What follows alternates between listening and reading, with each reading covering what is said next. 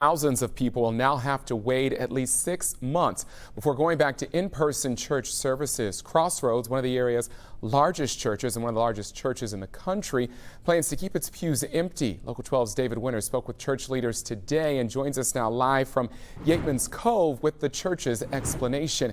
David, good evening.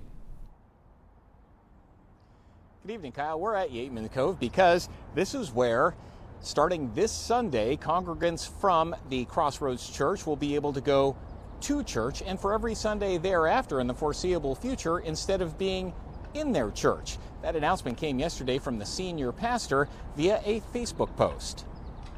Crossroads is not going to even think about gathering in buildings for worship services until 2021. Senior Pastor Brian Tome is leaving no room for interpretation. He says the pews will remain empty because COVID-19 is a real health threat, and he says the in-church experience right now is just not working. Restrictions to meet are so cumbersome and so difficult. It makes for a crappy experience with 30% capacity, no kids club, no coffee, all that stuff. In the beginning, we really were missing our people, and I had said to my husband a couple times, I just feel really far from God. Christi Wergers says she and her family have adjusted to online services. I don't think that the building is really what God envisioned when he, set out to, sent Jesus down to make the church. The church isn't a building, the church is the people. The absence of in-building services has also forced the church to stretch its TV and online programming. At Memorial Hall today, Pastor Tome interviewed former Bengal Anthony Munoz for an upcoming online program.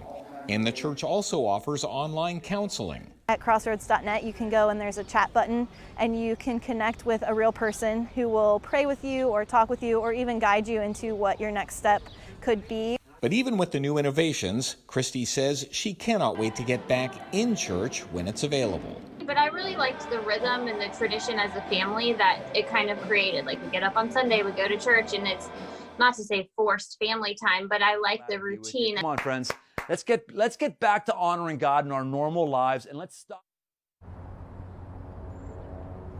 Well, I asked whether the in-church services, or lack thereof, was causing a lack of funding for the church, but the church tells me that it's televised and its internet services are giving it enough tithing to get by and meet its mission. In reference to this weekend, it's Sunday, or the congregants who are meeting here, we're told that they are going to be wearing masks and socially distancing. From Yateman Park, David Winter, back to you. All right, David, thank you so much. Those services there at Yateman's Cove this Sunday, those will begin at 10 a.m. Just keeps making you think of back in the Spanish flu when you didn't have technology and you didn't have Zoom and all these things. We still are in contact. We're still very connected right now, even though we're not socially interacting the same.